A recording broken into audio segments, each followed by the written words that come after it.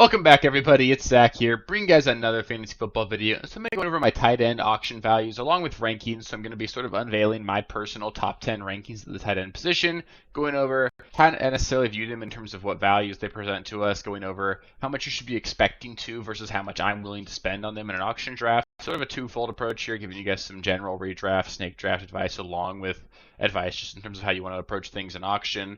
Really fun making these videos. This is the fourth video in this series. I've already highlighted the quarterbacks, running backs, and wide receivers. So if you guys haven't seen those videos, I highly recommend going to watch them. Take a look at my channel. They are the three most recent videos as well. And it was a lot of fun doing these as well. We're going to get into a lot more stuff going forward as well. We're going to get into stuff like potential league winners, some deep sleepers, general draft strategy stuff, so going over like what the best draft approaches are going to be based off of where your draft pick is, go over different league formats, how that's going to affect everything, and just got a lot of content in the pipeline here coming out in the next several months, so it's going to be a lot of fun, and just excited to keep rolling with it. We're in July, and we're just getting closer and closer to football, a month away from the Hall of Fame game, so football's coming around the corner, and I'm really excited about it. So yeah, with that, let's just get into the first tight end here.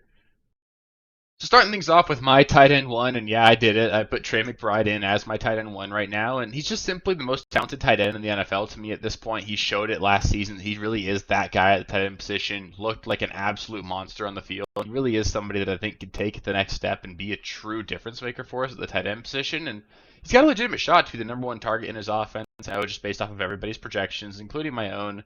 We would expect Marvin Harrison to lead this team in targets, but I don't think there's going to be a huge discrepancy between Harrison and McBride. And I think the target tree is going to be really condensed towards those two guys. You got Zay Jones as the wide receiver 2 in this offense.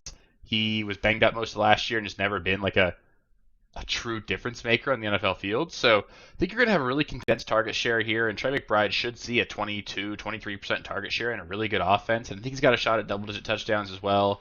He's currently being drafted as the tight end 3, going 47th overall. So I do love the value on Tre McBride.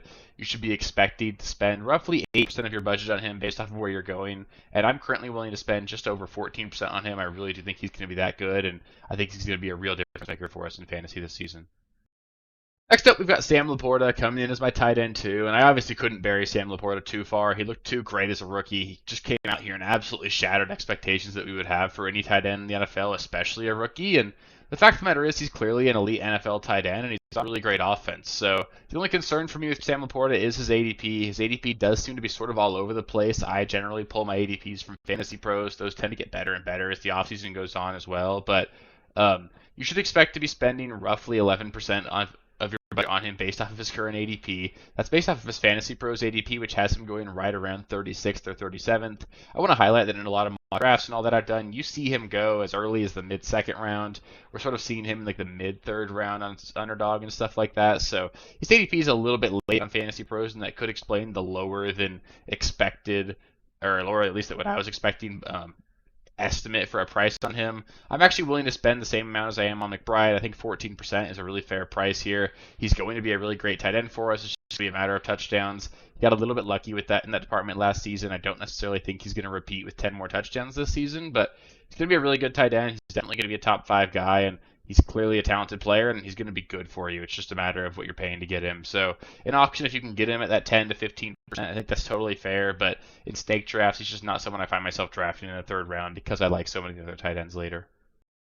Next up, we've got old reliable here, Travis Kelce coming in as my tight end 3, and he's just still an elite player and certainly has an opportunity here to lead the position in touchdowns this season. He's got the best quarterback in the NFL throwing him the ball, and there really isn't a whole lot of competition for targets in that offense. I know they brought in Marquise Brown, Xavier Worthy, Rashee Rice is going into year 2, but none of those guys are guys that I expect to command targets in this offense. It is going to be Travis Kelce's offense when he's on the field, and the only concern is just that we would expect his snap share to decrease. We've seen that happen over the last couple years, and I don't think he necessarily has the same ceiling that guys like Tre McBride and Sam Laporta do.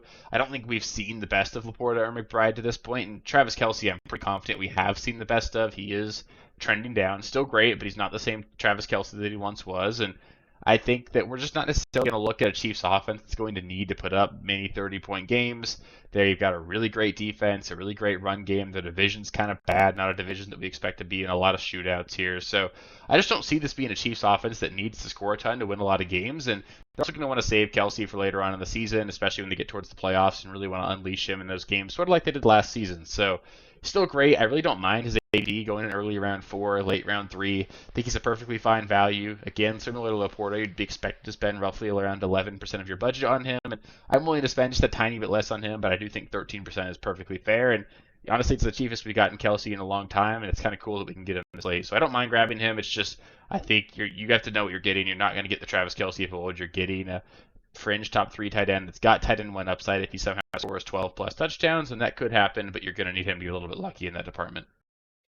Next, we've got my tight end 4 here, and that's going to be Mark Andrews. And really the issue with Andrews is it's all going to come down to health. We've seen him be an elite NFL tight end and an elite fantasy tight end whenever he's been healthy. He was great last season when he was on the field. And I think he's honestly got a shot again to be the tight end 1 this season. We've seen him do that before, and I do think that makes him a clear-cut top of tier 2 at the tight end position for me. Personally, I would say there's a pretty clear tier 1 with McBride, Laporta, and Kelce, and then you sort of get into a little bit lower tier here. Not a huge tier break, though. I think these guys are all really similar. I think you could make a case that there's like 7 tight ends that have a legit shot at being the tight end 1 this season, so I really do find myself trying to target getting one of these top 7 guys, but Mark Andrews is another one of them. He's clearly a great player, and if he's healthy this season, he could be the tight end 1.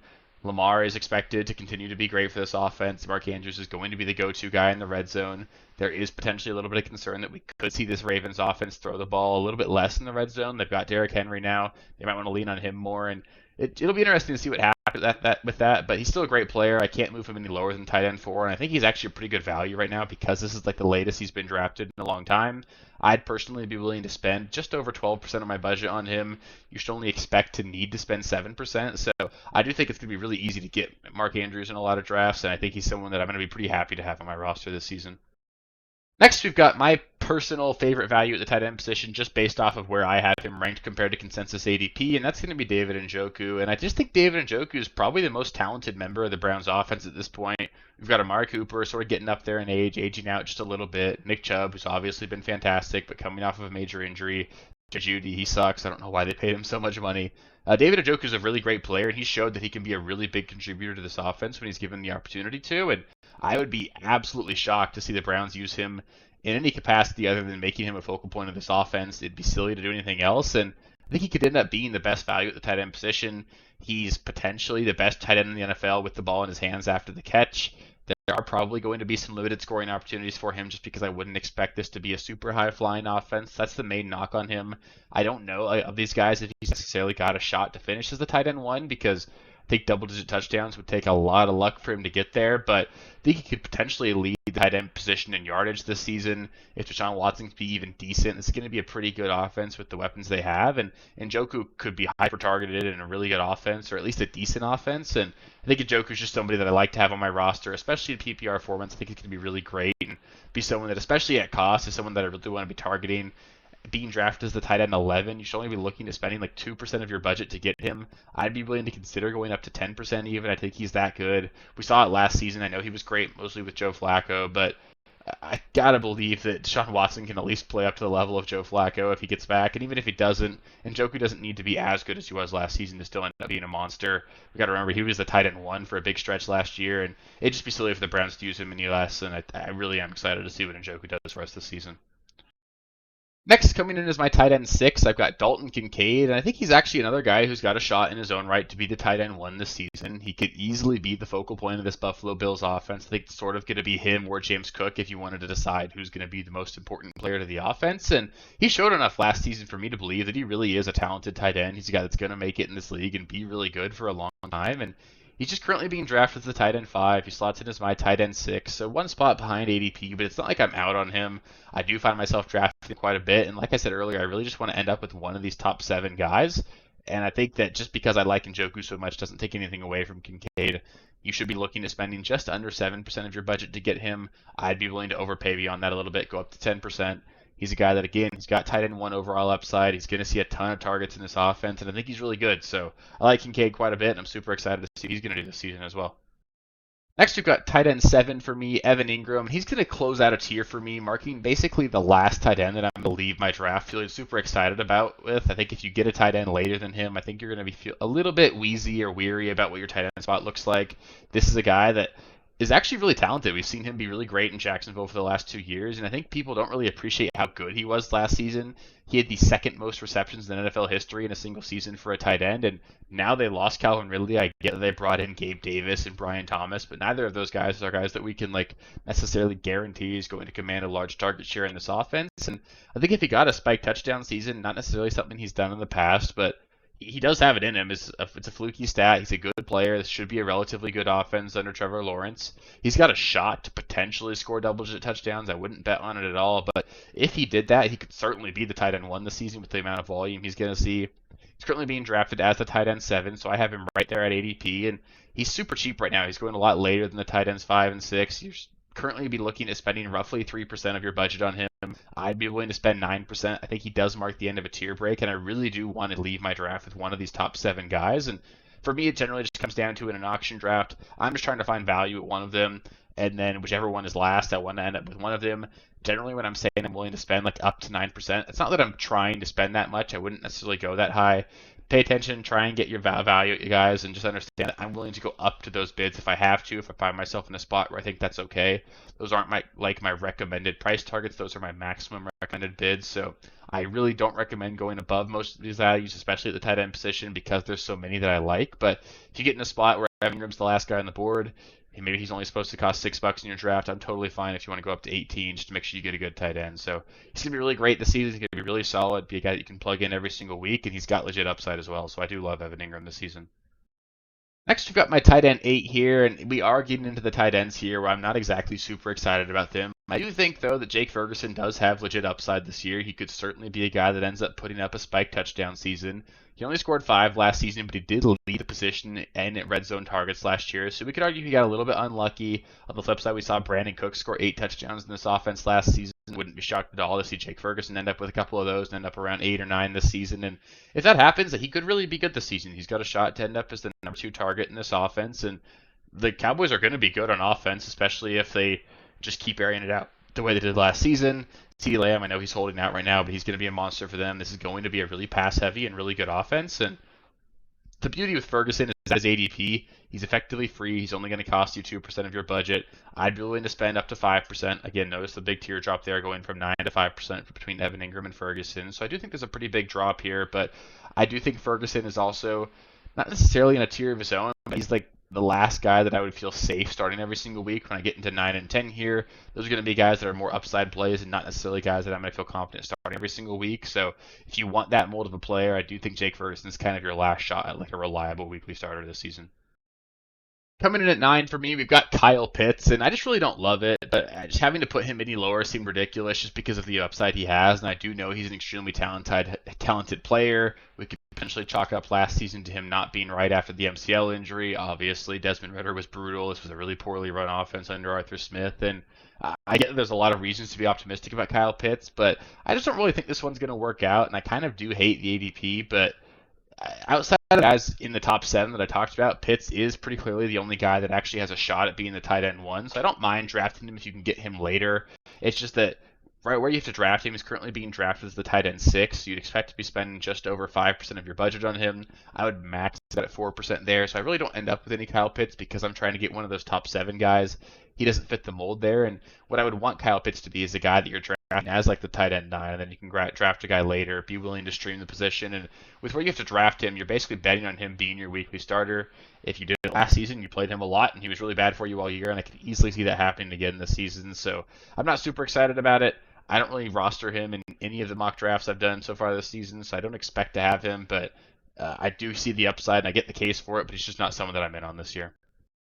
And the last tight end we're going to talk about here is going to be George Kittle. And it really feels weird ranking George Kittle this low, having him here all the way down as my tight end 10. But I actually think it's pretty right. The volume's just not going to be there this season. And he's probably going to have 3 or 4 really good weeks this season where he catches 4 catches for 100 yards and a touchdown. And other than that, it's going to be a headache because the target volume just won't be there. You're going to have a couple weeks over the course of the year where he maybe gooses you, probably a couple 1 or 2 catch games in there as well. And that's just going to make it a huge headache, especially in redraft formats.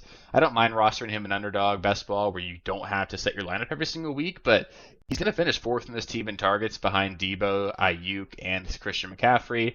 There's a chance even that Pearsall slots in there as the number 4 target. And this was the lowest passing volume offense in the NFL last season. I know they're going to be really good. They're going to score a lot of points.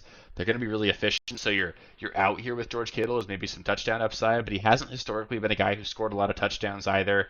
I get that he's really good, really explosive player. I do believe that he's one of the more talented tight ends in the NFL, but I just don't think it's going to work out from a ADP standpoint. I don't think he's going to be great on a weekly basis, and I don't think I'd be willing to spend up to 3% of my budget on him. You'd be looking at spending just over 4% to get him as the tight end 8 by ADP, and really if you're drafting him, I think I'd be drafting him just as like a desperation throw if I missed out on other guys, and then I'd be hoping he has a really hot first week or two, and then I would try and trade him immediately because of the name value. And other than that, he's not going to be a guy that I think you're going to be confident in every single week, and I think he could end up being a bit of a headache for us this season. So that'll do it for the tight end values video. Up next, I'll be going over my optimal draft strategy video series. I sort of do this every year, and I'll probably highlight it again later on into the offseason a little bit as well. But I'm just sort of going to go based off of like an early draft pick, a middle early draft pick, a middle late draft pick, and a late draft pick. So maybe pick 1, pick 4, pick 7, and pick 12, something like that. And just sort of go over how I would necessarily approach my draft, what I think the best builds are that you can do, and I'll sort of look at it based off of general ADP, and then I'll highlight how things might be different on different platforms as well. Really fun making those videos. It gives me an opportunity to come up with a lot of builds and see what I think is going to end up being like the optimal approach going into drafts this season. It sort of helps highlight where in drafts big picture drops are, what the best thing to do based off of different draft slots are, and it's a lot of fun. So super excited about that. Probably going to sprinkle in some mock drafts here as well. We'll talk about some league winners, some sleepers, a lot more stuff. So we'll go into some my guys here, players that I'm just all in on this season. Got a lot of stuff coming up, and we're just going to keep putting out videos. We're going to do 3 to 4 a week over the course of the rest of the off season. If you guys want to make sure you get all that, it's all free. Just make sure you subscribe to the channel. That way I can help you the rest of the off season. On top of that, I've also got my rankings, auction values, projections, all that up on my website for free. Just go to realsteelffb.com. There's a little Excel icon. You can click that. It'll download an Excel spreadsheet for you. You can update your scoring settings in sheet 1 there as well. So plenty to do there. It's going to be a lot of fun, and really just excited to keep going here. So I appreciate all you guys. If you made it this far, please do give the video a thumbs up. Helps with the algorithm and helps me know I'm doing a good job. And just excited to keep rolling. We're getting into the heat of things, and we're going to have a lot more football content coming soon, and getting really excited about draft season. So appreciate you guys, and I'll catch you with the next one. Peace. Thank you guys for watching. If you haven't already, please be sure to subscribe to the channel, like the video, check out these other videos here if you haven't. If you want more content, please feel free to follow me on Twitter at RealSteelFFB. I'll be more active on there as the season goes on. Thanks. Catch you later.